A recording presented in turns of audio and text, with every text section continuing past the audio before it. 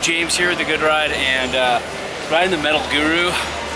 It's Mervin's entry-level EC2, kind of a hybrid rocker board with a real mellow, banana in the middle, and then a mellow camber. And it's kind of reminds me of like a very inexpensive Impossible series. It has a very mellow magnet traction that, as you can see down the lines, it's not very aggressive, which is good. I'd probably say the edge hold is great instead of where most Mervin's more aggressive edge magnet traction is excellent. So for the average rider, I think you'd like the more mellow magnet traction like I do, except for when the conditions get really hard.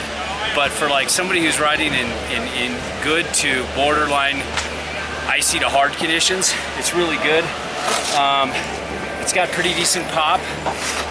It's not the springiest of the line, but it's also not very expensive. So this is a great like entry-level board for that all-mountain freestyle rider.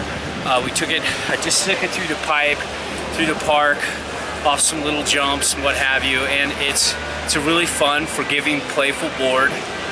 With the deep, last year's base was one of Mervin's only extruded bases. I'm not sure if it's extruded this year, but the base felt good and had glide to it. And as you can see, this wasn't really waxed before. It's just factory wax came out. It's not like what happens after you put a nice coat of wax on it. So I'm sure it's still very durable.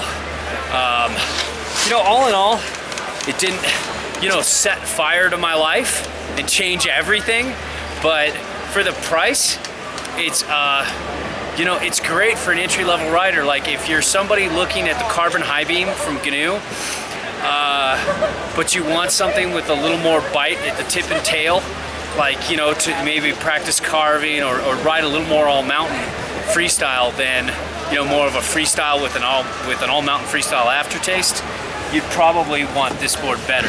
I think it's like $419, something like that, where most Mervin boards are well into the $530s and up. So that's the Metal Guru. Not a bad little board.